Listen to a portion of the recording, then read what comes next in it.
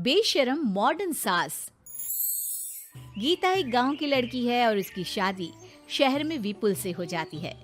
गीता की सास सविता बहुत पढ़ी लिखी और मॉडर्न महिला है। शादी के कुछ दिन बाद गीता, तुम आज शाम को तैयार रहना, हम डिनर बाहर ही करेंगे। इसकी क्या जरूरत है जी, मैं घर पर ही खीर पूरी बना लूंगी। अरे नहीं नहीं, खीर पूरी वाला डिनर नहीं, हम कुछ साउथ इंडियन और चाइनीज खाएंगे। ठीक है, मैं तैयार होकर आपसे मिलूंगी। विपुल अपने ऑफिस चला जाता है। अरे बाप रे, ये क्या खाना होता है? हमारे गांव में तो मैंने कभी ऐसे नाम भी नहीं सुने। चलो शाम को जाकर देख लूंगी। शाम को विपुल आता है और गीता विपुल के सामने आकर खड़ी हो जाती है। देखो जी, आपके आने से पहले ही मैं तैयार होकर बैठी हूँ।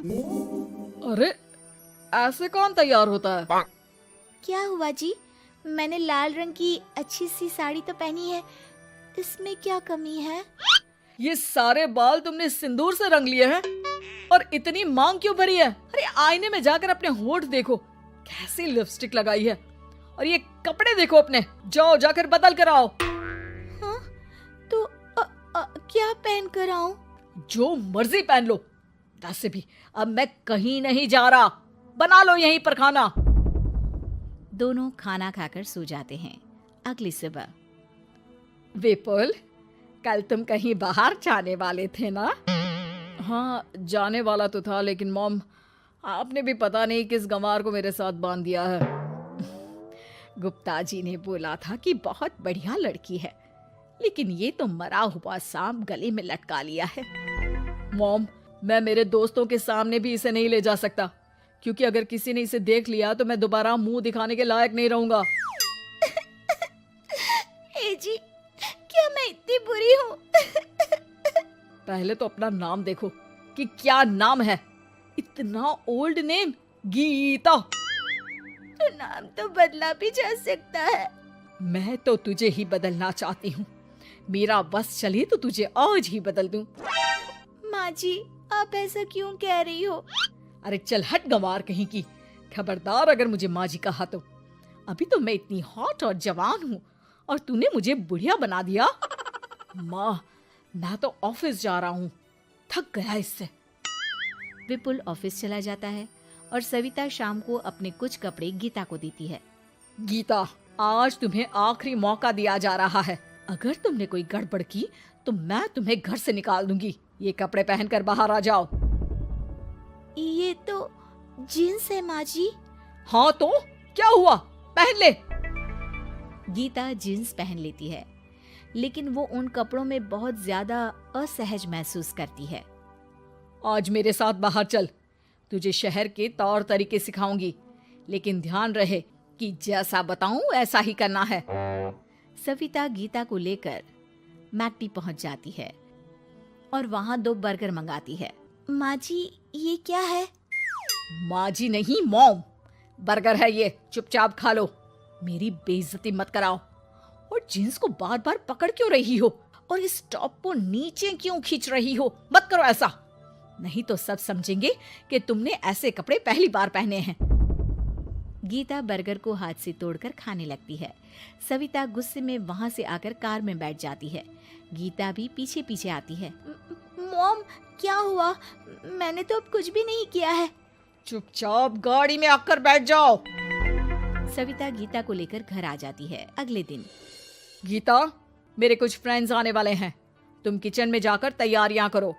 और भगवान के लिए आज ऐसा कुछ मत करना कि मेरी नाक कटा दो। मैंने भी ये शॉर्ट्स पहने हैं, तुम भी अच्छे कपड़े पहन लेना। सविता के फ्रेंड्स आ जाते हैं और गीता तैयार होकर नाश्ता हाथ में लेकर बाहर आती है। इस गंवार ने ये क्या पहन लिया? गीता ने एक शादी वाला लहंगा पहना है और वो उसको संभाल नहीं पा रही है, जिसकी वजह से वो नीचे गिर जाती है। सारी फ्रेंड्स हंसने लगती है। सविता ने गीता को कस के 2 थप्पड़ लगा दिए और उसे हमेशा के लिए घर से निकाल दिया। मैंने आज गीता को उठाकर घर के बाहर फेंक दिया है। अब किसी मॉडर्न, समझदार और पढ़ी लिखी लड़के से शादी कर लो बेटा। यस मॉम, आपने आज सच में बहुत ही अच्छी खबर सुनाई है।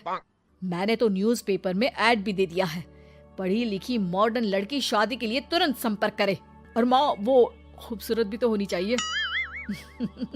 डियर सन, मैंने उसमें सब कुछ लिख दिया है। सविता और विपुल बहुत खुश होते हैं। न्यूज़पेपर के इश्तिहार के बाद बहुत सारी लड़कियों ने विपुल को कांटेक्ट किया। विपुल, तुझे पूरा 1 महीना हो गया है, इतनी सारी लड़कियां आ रही है, तू किसी को फाइनल पसंद क्यों नहीं कर लेता? मॉम, मैं कुछ बेहतर की तलाश में हूँ। वैसे आप फिक्र ना करो, आज भी एक लड़की मुझसे मिलने आने वाली है। अगर पसंद आ गई तो मैं उसे घर ले आऊंगा। विपुल लड़की से मिलने चला जाता है। कैफे में विपुल जाकर बैठ जाता है और देखता है कि बहुत ही खूबसूरत लड़की नैना सामने से आ रही है। हेलो। हाय, माई सेल्फ नैना। दोनों खूब सारी बातें करते हैं और विपुल को नैना पसंद आ जाती है। वो उसे घर लेकर आ जाता है। मॉम, जल्दी बाहर आओ।